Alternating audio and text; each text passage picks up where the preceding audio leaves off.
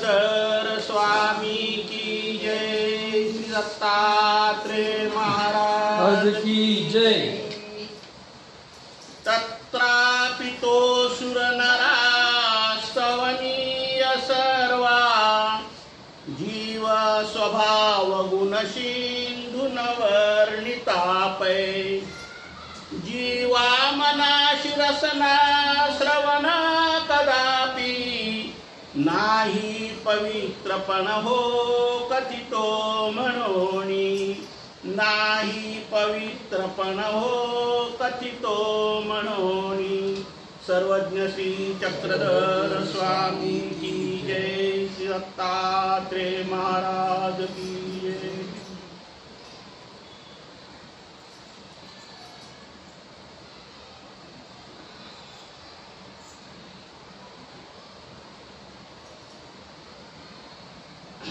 कालच्या अवसरामध्ये प्रमाद निराकरण, प्रमाद म्हणजे याचा अर्थ काय होतो माहितीये? प्रमाद म्हणजे दोष किंवा आपल्याकडनं हातातून घडलेले पाप, ह्या दोषातून मुक्त होण्यासाठी काय करायला पाहिजे ह्या प्रकरणावरून देवानी काल निरूपण केलं। त्याच्यानंतर देव जोगेश्वरीला 15 दिवस येऊन राहिले आणि त्या ठिकाणी एकाईसा म्हणजे देमाईसा म्हणजे आम्ही पाईक होऊ आणि एकाईसा म्हणजे आम्ही भक्त होऊ। पण ज्या वेळेला देव म्हणतात एकाईसाला तुम्ही भक्त होताल पण आमच्या इथं विटा माती व्हाव्या लागतात, इथं कष्ट करावे लागतात, इथं कष्टाशिवाय आमच्या सन्निधानात आम्ही कोणाला ठेवत नाही। ती म्हणे मी शेजारच्या गावात जाऊन राहील। मग देव नागदेवाचार्य म्हणे बघा या बाई काय म्हणताय, म्हणे आम्ही भक्त बी होऊ म्हणतात आणि शेजारच्या गावी बी जाऊ म्हणतात। तर मग नागदेवाचार्य म्हणतात हिला काहीच समजत नाही, हे अज्ञान आहे बाई, जसे ढोरं अज्ञान असतात तसे हे अज्ञान आहे, हिला काही समजत नाही, भक्ताचं महत्व काय हे माहित नाही। भक्त कुणाला म्हणतात? जो परमेश्वराच्या सन्निधानात राहून सतत परमेश्वराची सेवा करणारा त्याला भक्त म्हणतात। त्या भक्तांचं उदाहरण दिलं, माझ्या भक्ताचं उदाहरण दिलं, बाईसाचं उदाहरण दिलं। हे कसे भक्त होते की जसा मासा पाण्यातून बाहेर काढला की तो तडफडतो, तसा हा भक्त स्वामीच्या सन्निधानातून जर दूर गेला तर त्याचा जीव कासावीस होतो। तो स्वामीशिवाय राहू शकत नाही, तो परमेश्वराशिवाय राहू शकत नाही। आणि परमेश्वराची त्याची जर समजा वियोग झाला किंवा दुःख झालं किंवा ताटातूट झाली तर तो काय करतो? आपला देह सोडतो, म्हणजे तो स्वतःचा अंतच करून घेतो, त्याला म्हणतात भक्त। म्हणजे भक्ताचं महत्व काय हे स्वामींनी भक्तिजनांना निरूपण केलं। नंतर इंद्रभट्टाने उपार केला दिवाळीच्या घरी, त्याची पत्नी ते उपाराचं साहित्य घेऊन आली आपल्या एका टोपल्यामध्ये आणि स्वामीलाच तिने पाठी उचलायला लावली, उतरायला लावली। म्हणजे स्वामी कोण आहे हे तिला समजलं नाही, पण नंतर पंक्तीच्या वेळेला तिच्या पत्नीने सांगितलं की स्वामी हे आहे। तिने सांगितलं माझ्याकडनं अशी चूक झाली। मग ते म्हणले तू दंड घाल आणि क्षमा माग, तू कसे म्हणे पापी नाही, चांदळी नाही, स्वामींना सेवा करायला लावते। तेव्हा ती म्हणे मला माहीत नव्हतं, माझ्याकडनं चुकून झालं, म्हणून तिने माफी मागितली, क्षमा मागितली। नंतर स्वामीच्या दर्शनाला 3 मातंग आले होते, त्यातले 2 मातंग निघून गेले, एक मातंगाला मला स्वामींची भेटच घ्यायची आहे, त्याने हट्टच धरला, आऊसाला सांगितलं की मला स्वामींचं दर्शन घ्यायचंय, माझं दैवत आहे। स्वामींनी भेट दिली, त्याला 2 लाडू दिले, त्यातला त्याने एक स्वामीने लाडू दिला। स्वामींनी तो महाप्रसाद म्हणून सगळ्या भक्तिजनांना म्हणजे ब्राह्मणांना वाटलं। त्यावेळेला मातंगा चर्मकाराविषयी लोकांचं स्पृश्याचं खूप मोठं हे होतं, म्हणजे अस्पृश्य लोक लय मानत होते, म्हणजे ह्या अस्पृश्य लोकांना जवळ करत नव्हते, त्यांना लांब ठेवायचे, त्यांना देवळात येणं किंवा दर्शन घेणं हे शक्यच नव्हतं। मग ते बाहेरूनच कळसाचं दर्शन घ्यायचे आणि जायचे, म्हणजे इतका त्यांच्यावर अन्याय होता। तर अशा प्रकारे काल आपल्याजवळ 8 ते 9 लीळा झाल्या आणि आता आजची जी लीळा आहे ही जाखूबाई वेश परिहास, म्हणजे जाखूबाई नावाची एक स्त्री असते, ती स्वामीच्या सन्निधानात अनुसरायची येते संन्यास घेण्यासाठी येते, पण ती येताना कशी येते ह्याच्यावर आपल्याला थोडक्यात समजेल. ही स्त्री कुठली असते? सावखड्याची. ती जाखूबाई ज्यावेळेला स्वामींच्या दर्शनाला येते तर स्वामी तिच्या चेहऱ्यावरून तिचा स्वभाव स्वामी ओळखतात. कारण कसं असतं, स्त्री जातीमध्ये राजस, तामस, सात्विक आणि उदास असे 4 गुणधर्म असतात. या धर्मामध्ये राजसा तामसा धर्मी अधिकार नाही हे देवाने पहिलंच सांगितले.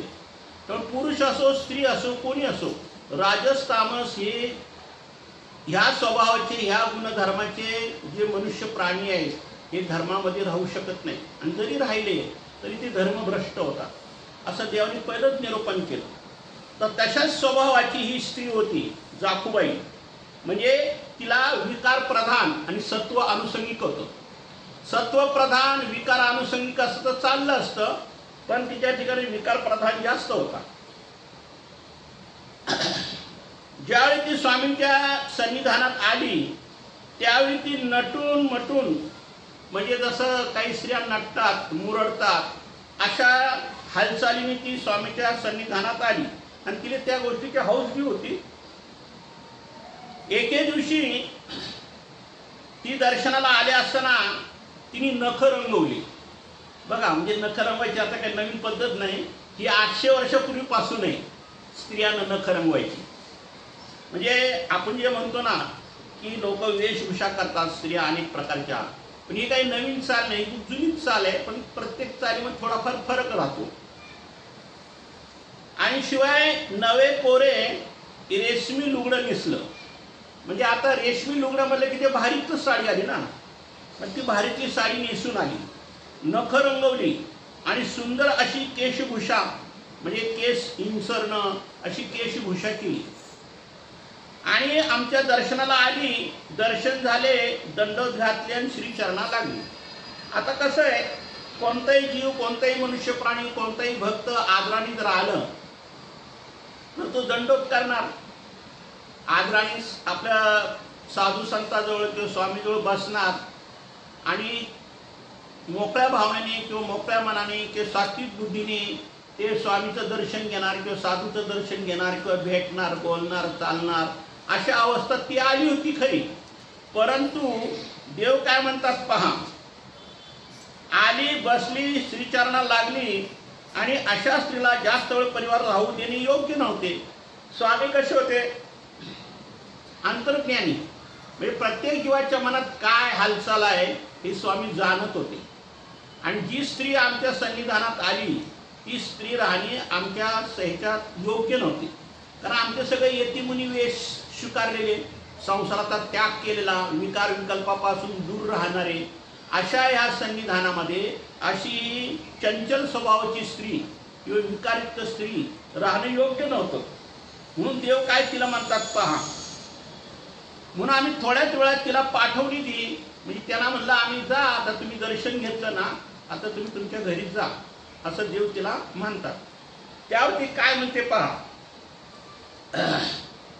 अशा स्त्रीला जास्त वेळ आम्ही परिवार राहू देत नाही, म्हणून आम्ही थोडा वेळ तिला पाठवणी दिली, पण ती जायला तयारच नाही. बघा, म्हणजे कशा स्त्रिया असतात, म्हण आहे नाही, स्त्री हट्ट, बालहट्ट, राजहट्ट, असे 3 हट्ट, 4 हट्ट आहेत. राजहट्ट, बालहट्ट, स्त्री हट्ट. तर त्या प्रकारे योगी हट्ट, तर त्याप्रमाणे ही स्त्री हट्ट. देव काय म्हणतात, तुम्ही आता जा, तुम्ही दर्शन घेतलं, भेट झाली, सगळं काय झालं, आता तुम्ही जा. त्यावर ती म्हणते नाही नाही, ती जायला तयारच नाही. ती म्हणे मी नाही जाणार. उलट ती विनवित म्हणाले, दीदी मी तुमच्या इथंच राहील. म्हणजे स्वामी तिला काटवायच्या मागं होते, तिला जा म्हणून तिला आग्रह करत होते, तिथं काय जायला तयार नाही. आणि उलट काय म्हणते, मी तुमच्या सन्निधानात तुमच्या पायाजवळ राहण्यासाठीच आली. आम्ही असे कोणालाही आमच्याजवळ राहू देत नाही असं कोण म्हणतात? देव म्हणतात.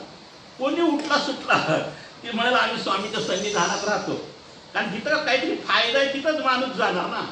मग तिला वाटलं स्वामीच्या सन्निधानात राहिलं म्हणजे आपलं काहीतरी लाभच होणार, त्याच्यात काही वाईट तर होणार नाही. कारण एवढे भक्तीजन स्वामीच्या सन्निधानात आहे म्हटल्यावर मला राहायला काय अडचण आहे. म्हणून ती म्हणली मी राहते. पण देवांचं कसं होतं, स्वामी शक्यतो राजस तामस व्यक्तींना आपल्या सन्निधानात राहू देत नव्हते. जर कणवेचा जीव असला, तो कसा का असला, पण कणवेचा जीव असला तर त्याला मात्र देव सांभाळून घ्यायचे. जसं आता हे सुद्धा राजस होते, नागदेवाचार्य म्हणा किंवा इतर काही भक्तिजन असे होते, पण त्याच्यामध्ये स्वामींनी त्यांना घडून मळून योग्य केलं होते. त्याच्यामध्ये धर्माला टिकले आणि शिवाय त्यांनी कणव जोडली होती. तसं हिने काही कणव नव्हती जोडली, हिने काय केलं होतं, उलट खंती जोडली होती. पुढं काय होतं पहा, आम्ही त्याला स्पष्टपणे बजावलं, परंतु तरी ती आग्रधरीत म्हणाली मग हे सगळे कसे काय राहतात, तुम्ही मला राहू देत नाही, राहू नका म्हणता मला, आणि बाकीची भक्ती ह्या स्त्रिया पुरुष कसे काय राहतात इथं तुमच्या सन्निधानात, असं तिने देवाला एक प्रश्न केला. त्यावर देव काय म्हणतात, अहो ही काय माणसं आहेत, म्हणजे ह्या लोकांच्या विरुद्ध देव बोलतात, ही काय माणसं आहेत, अहो ही मरणाची धरणे धरून बसलेली आहे. मरणाची धरून बसली म्हणजे कसं, भिक्षा मागून खातात, वेळोवेळी निमित्तानं आम्ही व्यापाराला लावतो, कामाला लावतो, ऊन वारा पाऊस सगळं त्रास सहन करतात, शिवाय संसार सोडून आलेत, मुलं बाळ बायका पोरं सगळे सोडून आले, धन संपत्ती सोडून आलेत, अशी ही काही माणसं आहेत त्या म्हणे, ही आपल्या आली आमच्या इथं आश्रयाला, असं देवाचं बोलण्याचा हेतू. परंतु त्यांची फार मलिन झाली, माती झाली, म्हणजे अंगावर मळकट कपडे, तेलकट कपडे, अशी त्यांची ती अवस्था आहे. आणि रोज त्यांना विटा व्हाव्या लागतात, इथं सगळं काम करावं लागतं, विटा व्हायची, माती उचलायची, सगळी चिखल उचलायचं, सगळं करावं लागतं इथं. जी तर मी मरणाची धरणे धरीन, म्हणजे हे जसे मरणाची धरणे धरून बसले आहेत तसे मी बी राहीन, असं तिने देवाला प्रश्न केला. मी सुद्धा विटा वाहीन, म्हणजे हे चिखल विटा माती वाहतात तसं आम्ही बी विटा व्हावं, माती व्हावं, चिखल व्हावं, असं ती देवाला म्हणते. देव म्हणतात तसं नव्हे हो, पण तुमचा हा शृंगार,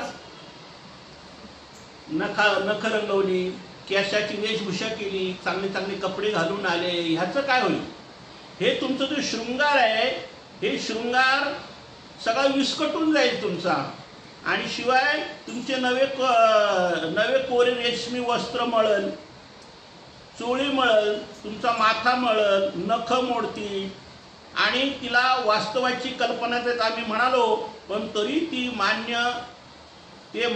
ते सगळे मान्य करून ती म्हणाली जी मोडले तर मोडले पण मला राहू द्या. बघा, म्हणजे स्वामींनी एवढ्या तिला अटी घातल्या तरी तिने ती अटी मान्य केल्या की काय हरकत नाही, माझे कपडे मळू द्या, सगळं होऊ द्या, केस विस्कुट्या, पण मी तुमच्या सन्निधानात राहणार. आता देवालाच प्रश्न पडला, हिला कसा हात लावला, काय हाताला धरून तो ओढून काय बाहेर काढता येत नाही, कारण ती चांगल्या भावनेने आली म्हणून आपण काय बोलता येणार आहे. परंतु देव काय करतात पहा, आता देवाला प्रश्न पडला, परंतु आमच्या पुढे मोठा प्रश्न उभा राहिला खरा, पण अखेर माध्यमातून अंगुल निर्देशन करीत आम्ही म्हणालो हे असं करावं लागल, म्हणजे काय करावं लागल, मुंडन करावं लागल. आता ही आली केशभूषा करून, वेशभूषा करून आली, आता हिला मुंडन मला रे घाबरल आहे की नाही, ही मळ बाबा मुंडन असं तर मी नाही राहणार. म्हणून तिला देवाने थोडंसं सांगितलं खुनून की तुला हे असं करावं लागल, तुम्हाला क्षौर करावं लागेल.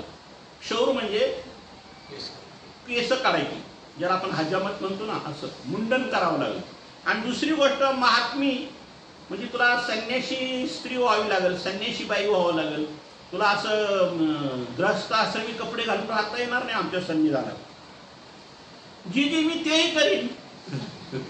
बघा बाई किती हातची बाई, ती बोले हा मी ते करायला तयार आहे, जरी मी आता नाट्टाफट्टा करून आली, सगळं काही करून आली, पण तुम्ही जर म्हणत असले मुंडन करा तर मुंडन करीन, मळकट कपडे घालीन, विठा चिखल माती उचलीन, तुम्ही जे काय म्हणाल ते करीन, मळकट कपडे घालीन.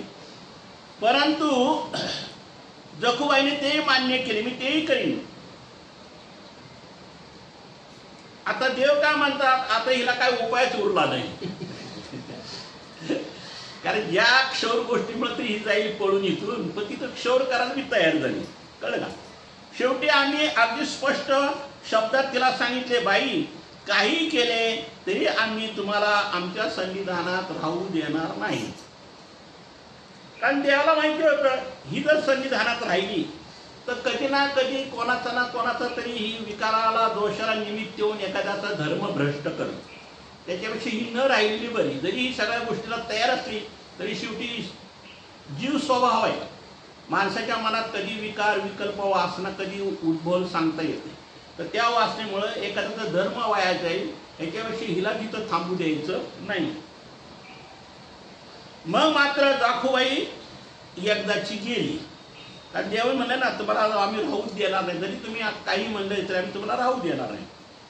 आम्ही जे जे म्हणत होतो ते तिने मान्य केले पण तरी आम्ही तिला थांबू दिले नाही.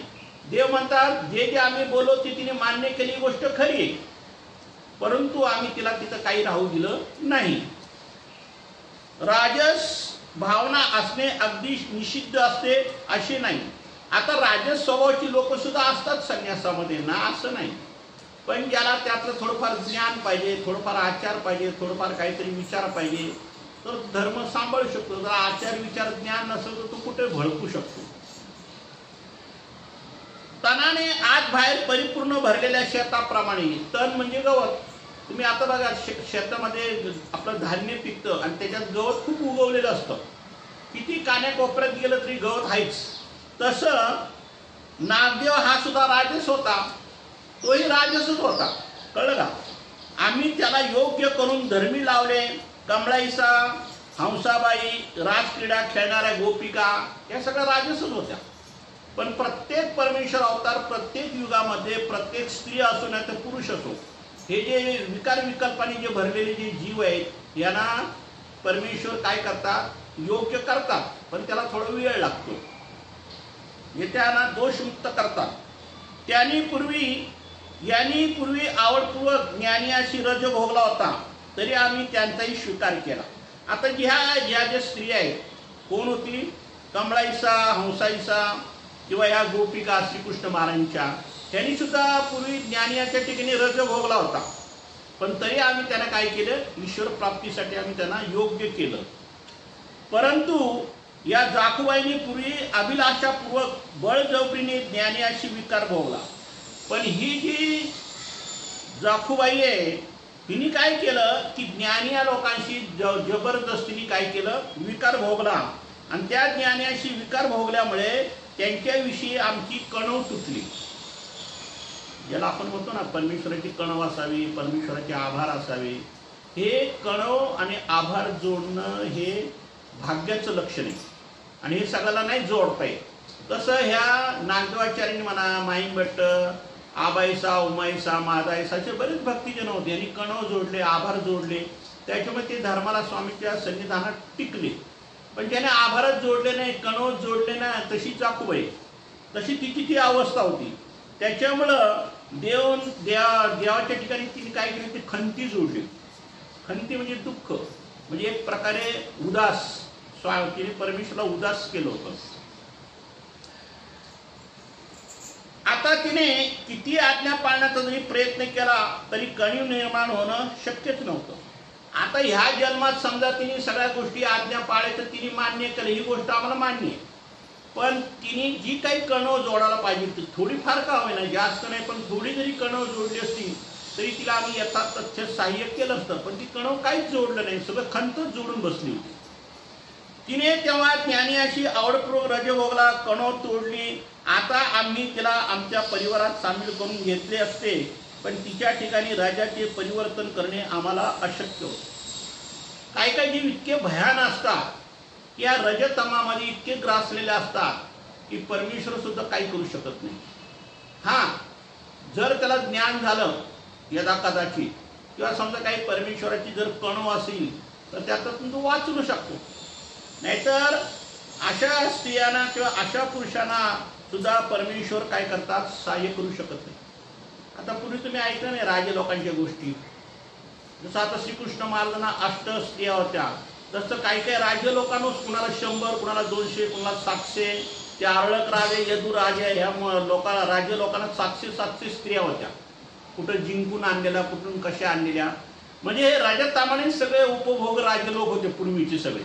पण अशा लोकांना सुद्धा धर्मावर आणणं खूप अवघड असतं. मग ती स्त्री असो नाही तर पुरुष असो, पण जे रजतमात जे गुंतले ते गुंतले, त्यांना योग्यता प्राप्त होण्यासाठी, ईश्वराच्या सन्निधानात येण्यासाठी किंवा ज्ञान होण्यासाठी खूप विलंब जातो. तर त्याच्यासाठी ज्ञान असणं ही सगळ्यात आवश्यकता. आणि दुसरी गोष्ट म्हणजे परमेश्वराची कणव जोडणं किंवा परमेश्वराचे आभार जोडणं ही सगळ्यात महत्त्वाची गोष्ट आहे. आणि नेमकी हीच गोष्ट जीवाकडनं होत नाही. आम्ही खंती विसावला असल्यामुळे तिला आमच्या सन्निधानात पारखे व्हावे लागले आणि ती खंती जोडली होती. आणि खंती जोडल्यामुळं आम्ही काय झालं, तिला पारखी झालो. म्हणजे तिला आम्ही जवळ घेऊ शकलो नाही किंवा आम्ही तिला आमच्या सन्निधानात थांबवू शकलो नाही. आता ही जाखूबाईची लीळा झाली, म्हणजे रजाने भरलेली स्त्रीची बद्दल. आता दुसरी लीळा अशी आहे, आऊ पवन करू उपहासी पवन कार्य निरोपण. पवन म्हणजे एक त्या देवतेचं हे असतं, काय असतं, एक मंत्र असतो की हा आपला आत्मा कुठंतरी लपवून ठेवायचा. काही कारणास्तव, काही वेळा प्रसंगानुसार किंवा काही एखादं मोठं दुःख भोगावं लागणार, मग या देहाचे हाल नको व्हायला म्हणून ते जीवात मला लपवून ठेवतात. जसं आपण एखादी वस्तू लपवून ठेवतो तसं सामर्थ्याने ते आत्म्याला लपवून ठेवतात. तर तो काय प्रकार आहे ते आता आपल्याला पुढच्या लिळीत समजेल. एके दिवशी आम्ही विहरणासाठी गंगा पात्रात विजय केले. आता देव काय करायचे, अनेक प्रकारे ह्या जीवांचे कर्मनाश करण्यासाठी अनेक काही ना काहीतरी नवीन मार्ग काढायचे. आता आजच्या लीळेमध्ये काय सांगितलं की देव एके दिवशी विहरणासाठी गंगेत पात्रात विजय केले. म्हणजे त्या गंगेतून पाण्यातून देव चालायला लागले. आपण नाही का पाण्यातून चालत जातो तसं देव भक्तिजनाला घेऊन पाण्यातून चालायला लागले. आम्ही झपाझप पावले टाकीत चाललो होतो. भक्तजींनी आमच्या सोबत वेगाने चालले. आता देवाला पुढे काहीतरी घडवायचं असेल, काहीतरी क्रिया करायची असेल किंवा त्या निमित्ताने काहीतरी निरोपण करायचं असेल म्हणून देव पहिले काय करायचं, पहिले कार्य करून दाखवायचं आणि मग पुढं काय कोण काय बोलल त्याच्यावर मग सविस्तर मग त्याला निरोपण करायचं. मग आता इथं गंगे पात्रात देव चालायला लागले, त्याच्या पाठोपाठ भक्तिजन चालायला लागले आणि त्याच्या पाठ औसावी जायला लागले. आता ही औसा काय म्हणते पहा. परंतु औसाला तितक्या वेगाने चालणे शक्य नव्हते. तिची धावपळ सुरू झाली. तशीच ती थडीच्या उंच सकल चढ उतार करून करता करता तिची दमछाक होऊ लागली. अहो आता पाण्यातून जायचं मला खाली दगड बिगड राहणारच, खड्डे खुड्डे राहणार. मग तिची झाली दमछाक. आता ही बाकीची सगळी मंडळी कशी होती, धट्टे कट्टे होते. दायंबा म्हणा किंवा इतर भक्तिजन म्हणा, नागदेवाचार्य म्हणा, ही सगळी मंडळी आमच्या स्वामीच्या पाठोपाठ निघाली. पण हिची झाली दमछाक. अखेर ते आम्हाला विनवत मिळाले की जी स्वामी जगन्नाथा हळू चालावे जी. देवाला म्हणतात की तुम्ही हळू चाला, तुमच्यामुळे भक्तिजन मी पाळतायत आणि त्याच्यावरून मलाही पाळावं लागते. आणि खाली पाण्यात खड्डे नाही समजत, काही दगड माती समजत नाही, काय नाही, अडखळायला होतं, चढ उतार होतो, माझी दमछाक झाली आहे म्हणे. आणि परत देवाला काय म्हणते ती माहिती का, म्हणते नाही तर पवन ढळेल. पवन ढळ म्हणजे आता हा जीवात्मा आहे, हा ढळल किंवा काहीतरी होईल किंवा याला कुठेतरी बाजूला ठेवावं लागेल, असं तिचा बोलण्याचा हेतू होता. पण देव काय म्हणतात पहा त्याच्यावर. तिच्या तोंडातून निघेला वर करणी तात्विक वाटणारे शब्द ऐकून आम्ही हास्य स्वीकारले व तिने पवन कार्याचा संदर्भ कुठल्या कुठे जोडला. देव काय म्हणतात की हास्यास्पद बोल नाही, की पवनचा अर्थ काय हेच तिला मुळात पहिली समजली नाही, पहिली गोष्ट म्हणजे. आणि हा संदर्भ इथं जोडायचा काही संबंध नाही. आता पाण्यातून झपाझप चालायचा हा विषय वेगळा आहे आणि पवन हा विषय वेगळा आहे. मग देव काय म्हणतात की पूर्वी ही नाथपंथाची जोगीन होती, त्यामुळे पवन योग आधी हिचा संपर्क आला असेल.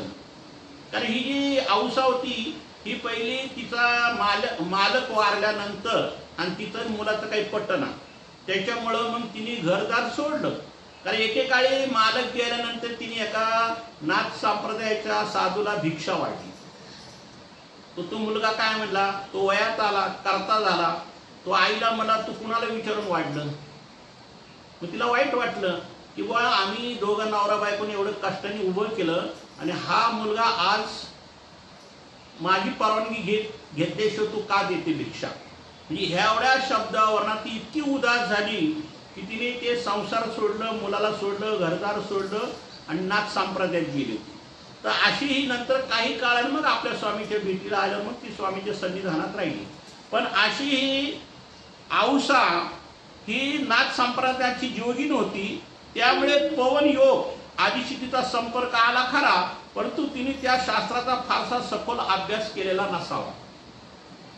देव म्हणतात ती होती खरी नाथ संप्रदाय, परंतु नाथ संप्रदायामध्ये पवन शास्त्राचा जो अभ्यास आहे तो काय तिने पूर्ण केलेला नव्हता, ते अपूर्ण ज्ञान होतं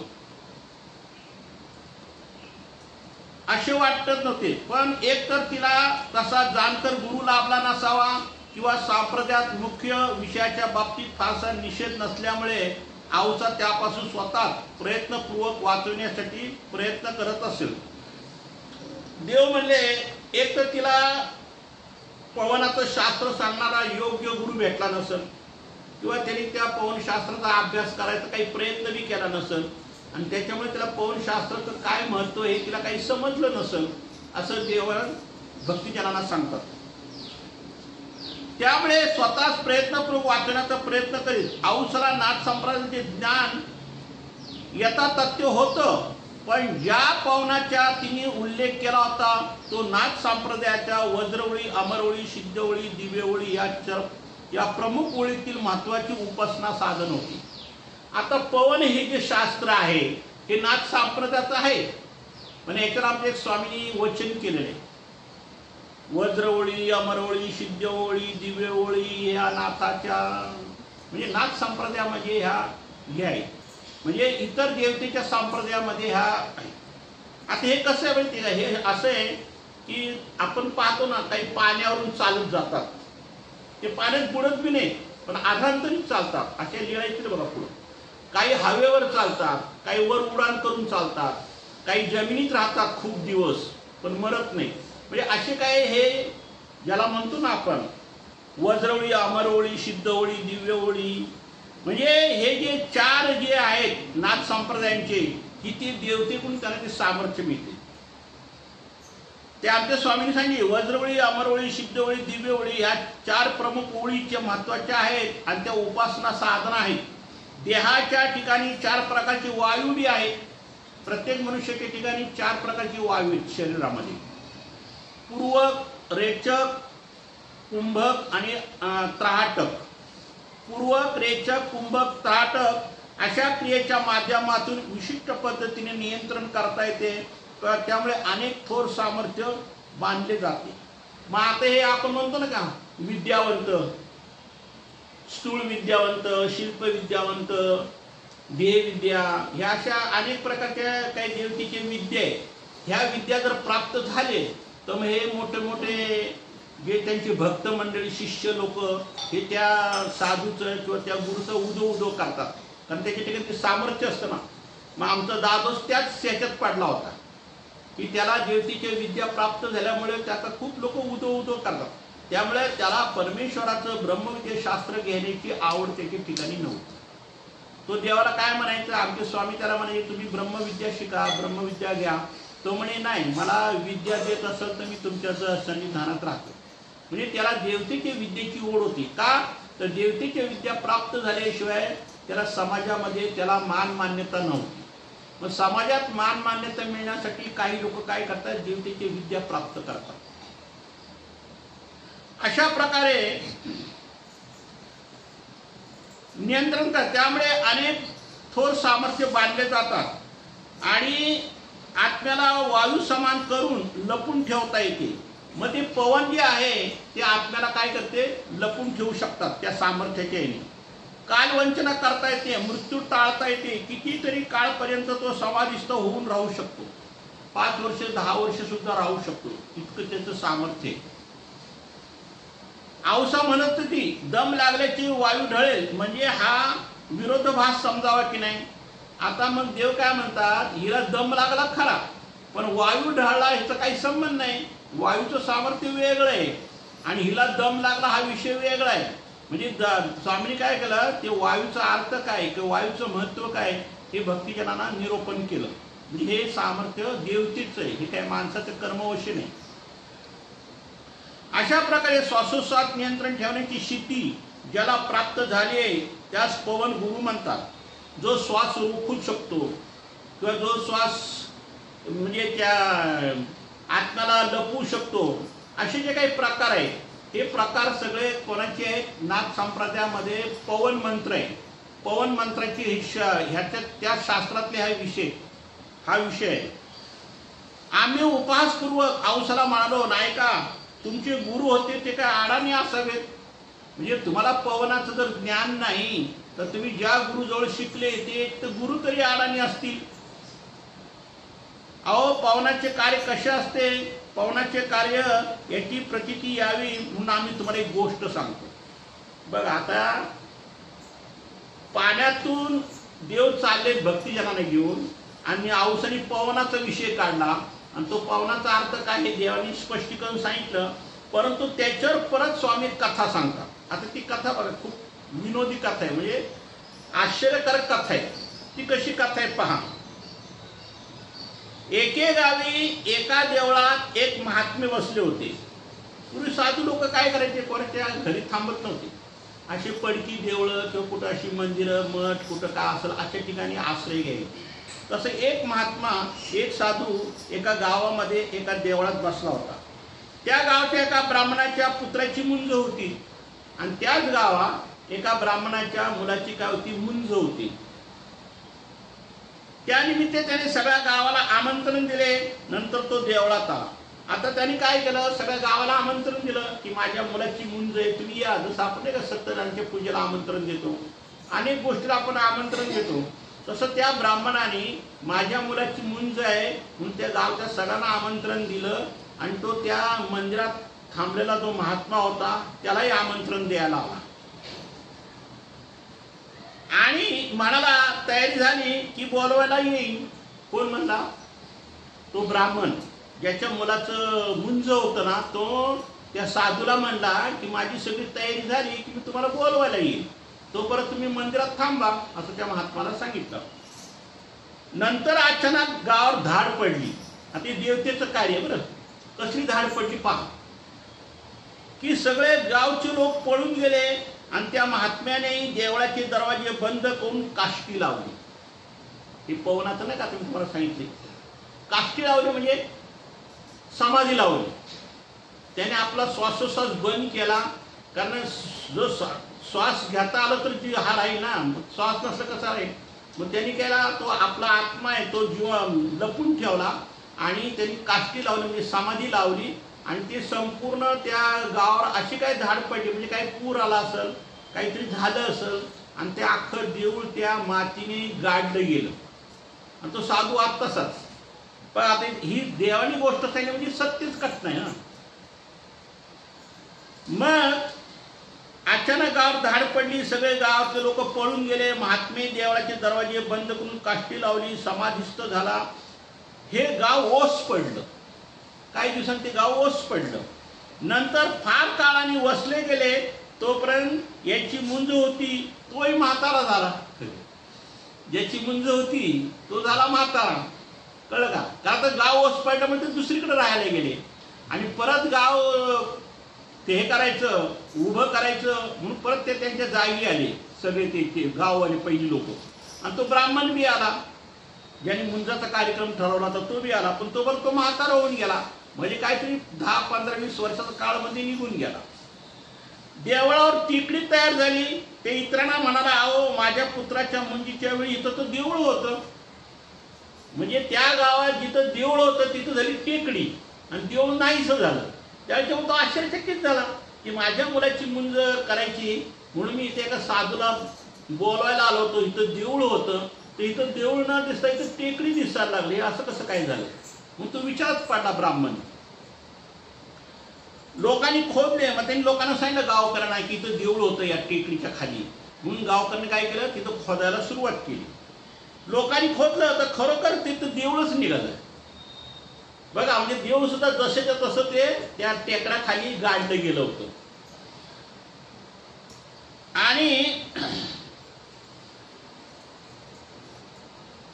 लोकांनी खोदले, त्याचं खरोखर देऊळ निघालं. दरवाजे उघडून ते आत गेले, पाहतात तर तो महात्मा अजूनही समाधिस्थ होऊन बसलेला होता.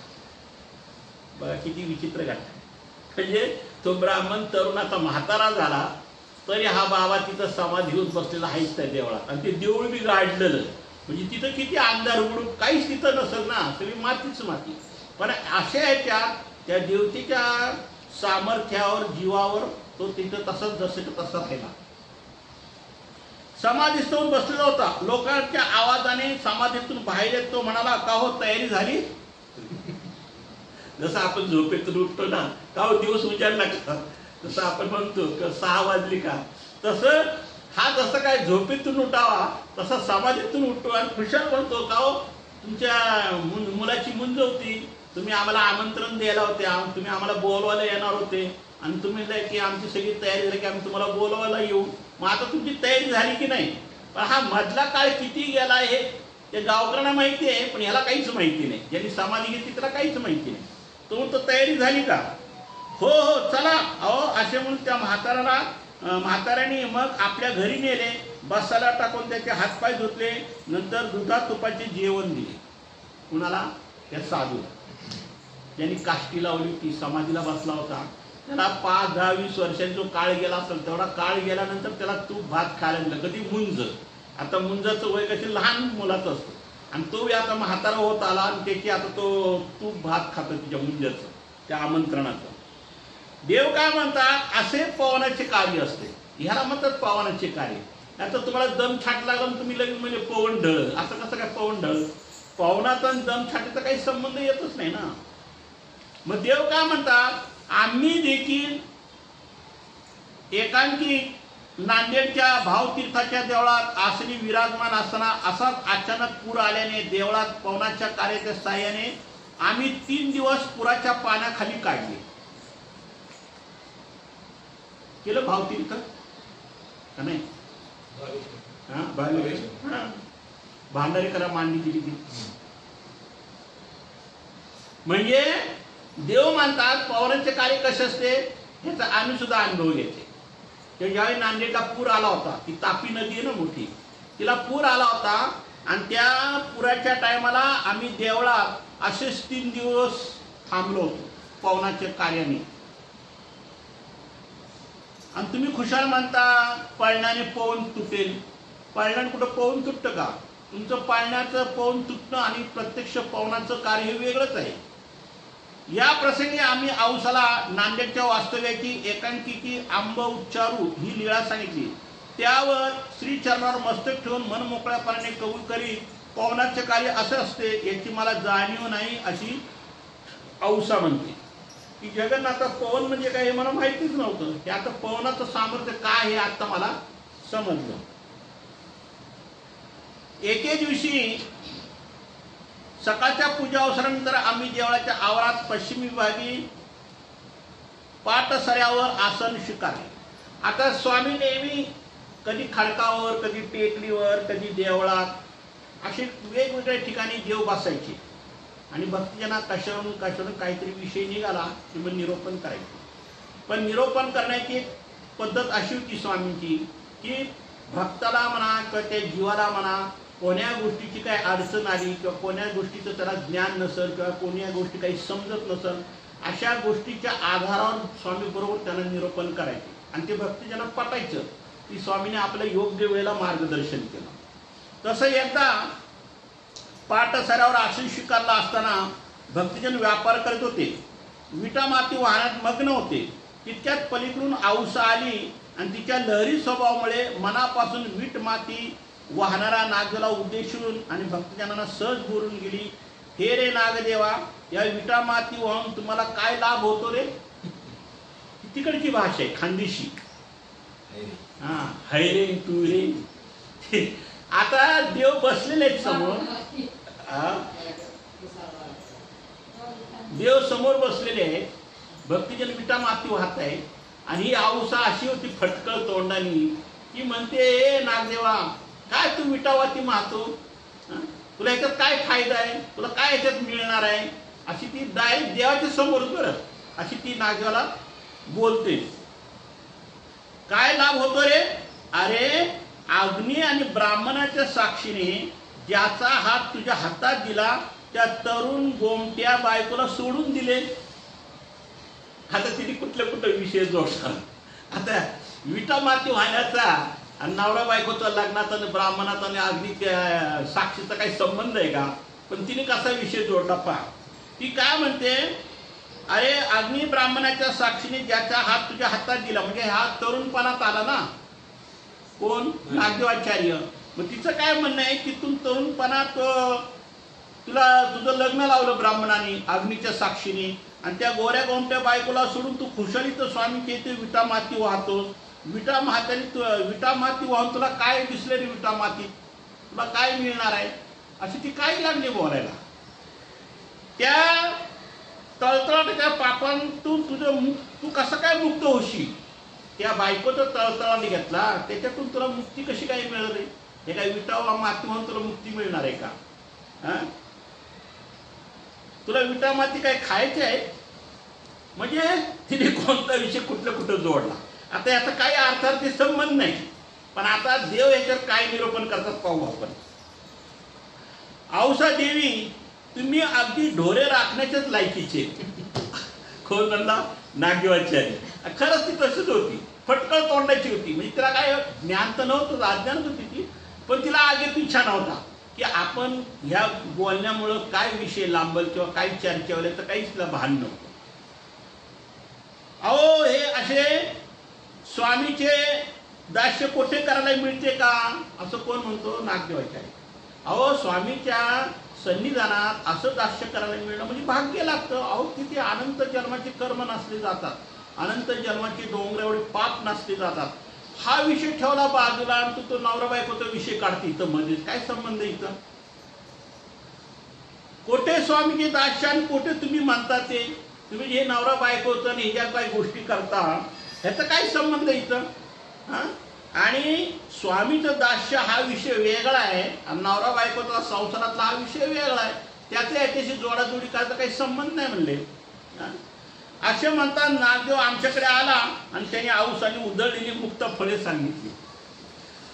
औसा काही बडबडली ना, ती सगळी मुक्त फळं येऊन आपल्या स्वामीला सांगितली. आता देव काय करतात पहा. तेव्हा तिच्यावर रागवत आम्ही म्हणालो, काय नाही का, वरच्याची बोलणे आल्यावर तुमचा त्या अग्नी ब्राह्मणाच्या साक्षीने ज्याच्या हातात हात दिलाय तो रक्षण करू शकतो? बरोबर उत्तर दिलं देवाने की तुम्ही म्हणता ना की वरच्याचं जर बोलणं आलं तर तुम्हाला अग्नीच्या साक्षीने जो काही ब्राह्मण होता ते अग्नीने ब्राह्मण काही तुम्हाला सोडवायला येतात का? वरचं आमंत्रणाला तर जावंच लागतं. त्यावेळी तुम्ही काय करता? त्यावेळी ना बरं ब्राह्मणाला बोलवत, 13 वेळेलाच बोलवतं, मध्ये बोलवतच नाही त्याला. मग अशा वेळी काय आपण त्याचे रक्षण कराल? औसा म्हणाली. मग औसा काय म्हणते, मग अशा तुम्ही रक्षण करताल का यांचं? कळलं का? त्यावेळी त्यांनी केलेले हे दास्य त्यांना वाचवी. देव काय म्हणतात, अशा वेळी जर आमच्याकडे यांनी जर दास्य केलं तर आम्ही एखाद्याचा मृत्यूच सुद्धा आम्ही वाचू शकतो किंवा त्याचं आम्ही आयुष्य सुद्धा वाढवू शकतो. आता लीळादानाचं आयुष्य नाही का नागदेवाचार्यच की स्वामी, तर असं लीळादानाचं आयुष्य देऊन सुद्धा एखाद्या भक्ताला देव वाचवतात नाही का? अशा प्रकारे केलेले परमेश्वराचे दास्य खऱ्या अर्थाने मुक्ती देणारे. देव म्हणतात जो परमेश्वराच्या ठिकाणी दास्य करल, परमेश्वराच्या ठिकाणी सेवा करल, तेच खरं मुक्ती देणारा मार्ग आहे. दुसरा काही मार्ग नाही मुक्ती द्यायला. आणि सगळ्या दुःखातून मुक्त करणारा आहे. तो फळाचा अंत झाला की ब्रह्मांडाची माया त्या जीवाला त्या कर्मफळातून काढून त्याचा लेप भोगार्थ झाला की अतिवाहिकेत सोपविला जातो. बघा कसं आहे. म्हणजे प्रत्येक मनुष्य प्राणी असो किंवा तुमचे पशुपक्षी असो, कोणत्याही ह्याच्यात असो तो जीवात्मा, ह्या कर्मफळातून दुसऱ्या कर्मफळात, दुसऱ्या कर्मफळातून तिसऱ्या कर्मफळात, हे 84 लाख नरक योनीतून कर्मफळातून ज्यावेळी ती फिरवते, हे सगळं कोण करते? माया करते. आणि मायेच्या बरोबर एक दुसरे सामर्थ्य आहे, त्याचं नाव काय? अतिवाहिक. जसं आपण म्हणतो ना सप्लाय केलं, तसंही सप्लाय करायचं, जीवात्माचं सप्लाय करायचं काम ही कोण करते? माया करते. ही ब्रह्मांडाची माया त्या जीवाला त्या कर्मफळातून काढून त्याला भोगार्थ लेप जो असेल ते अतिवाहिकेने सोपवते आणि ती अतिवाहिका त्या जीवाला ते फळ भोगवण्यासाठी घेऊन जाते. तर कोणाचीच तिथं काही चालत नाही. मग ते अतिवाहिका पुढं जी माया येईल ह्या जीवाला ह्या कर्मातून त्या कर्मात, त्या कर्मातून त्या कर्मात, तेव्हा कोण सोडवायला येतं का तिथं? कोणी सोडवायला येत नाही. जर परमेश्वराची कृपा शक्ती असली तर सुटका होते, नाही तर सुटका होत नाही. तुमचे स्वतःचेच पहा ना. आता देवाने तिच्यावर उदाहरण दिलं, कारण ती तरुणपणा तिचा नवरा मेला ना, त्याचा देव काय म्हणतात तिला पहा. तुमचं स्वतःच पहा ना. तुमचा जोडीदार ऐन तारुण्यात तुम्हाला सोडून गेला, तेव्हा काय करू शकला का तुम्ही? मग अशा वेळी ना अग्नी ब्राह्मणाच्या साक्षीने हातात दिलेला वाचू शकला, ना तुमचे कोणी जीवलग नातेवाईक रोखू शकले. मग त्यावेळी आला का अग्नी? तो ब्राह्मण साक्षी दिली म्हणते ना, त्या तो नाही आला आणि तुमचे नातेवाईक बी नाही आले. मग आता ज्यावेळी तुमचं ऋणानुबंधन होतं तोपर्यंत तुम्ही एकत्र राहिले. तुमचं ऋणानुबंधन तुटलं, संपलं, तो त्याच्या रस्त्याने गेला, तू तुझ्या कर्मफळाने गेली. म्हणजे हे ऋणानुबंधनाची गोष्टी असतात. हे कोणाच्या साक्षीने किंवा कोणाच्या ह्याने काही जुळलं जात नाही. त्यावेळी अशा प्रकारे केलेले परमेश्वराचे सेवा दास्य कर्मफळातून त्यामुळे प्राप्त होणाऱ्या सुखदुःखापासून जीवाला वाचवते. तुम्ही जर परमेश्वराच्या ठिकाणी जर दास्य केलं, सेवा केलं, तरच तुम्हाला या कर्मफळातून मुक्तता आहे, तरच तुम्हाला या सुखदुःखापासून मुक्तता आहे. आणि त्याला त्या जीवाला वाचवणारा हा खरा परमेश्वरच आहे. पण कधी तुम्ही जेव्हा दास्य सेवा कराल त्यावेळेला, जोपर्यंत दास्य करत नाही तोपर्यंत तुम्हाला मुक्ती नाही. म्हणून आपल्या पूर्वीच्या प्रकरणात स्वामींनी माईंभट्टाला सांगितलं ना, काय सांगितलं? दास्यमोच आहे ना, शब्द आहे ना, दास्यमोच म्हणजे दास्याशिवाय मुक्ती नाही. ज्ञानमोच, ज्ञानाशिवाय मुक्ती नाही. म्हणजे दास्य आणि ज्ञान या सगळ्यात मेन विषय. बाकी सगळ्या अनुषंगिक गोष्टी आहेत, पण ह्या मुळात म्हणजे ज्ञान बी पाहिजे, दास्य पाहिजे. आणि दास्याशिवाय प्रेमाचा उपाय बी घडत नाही. आणि ज्याला प्रेम मिळतं त्याच्यासारखा सुखी कोणच नाही. असे दास्य करणारा परमेश्वराला अनुसरलेल्या पुरुषाचे मरण देखील परमेश्वराच्या लीळेचे आयुष्य देऊन चुकवतात. बघा, असा जो दास्य करणारा असेल, नागदेवाचार्यासारखा विटा माती वाहणारा असा जो कोणी भक्त दास्य करत, त्याला परमेश्वर काय करतात? लीळादाराचे आयुष्य देऊन, त्याचा मृत्यू जरी आला तरी त्याला लीळादाराचे आयुष्य देऊन आयुष्य त्याचं वाढवतात, त्याचं मरण चुकवतात आणि परत त्याच्याकडनं अजून दास्य करून घेतात, अजून त्याला योग्य करतात. आणि मरण चुकले नाही तरी त्याचे अनुसरण लेखी लागले अशा ईश्वरी पुरुषांना ओळखणे माया पुन्हा संबंधाला नेते. आता काही जणांची अनुसरायची इच्छा असते पण अनुसरण घडत नाही. पण त्या अनुसरणाच्या वासनेने तो मरतो, म्हणजे त्या इच्छेने मरतो.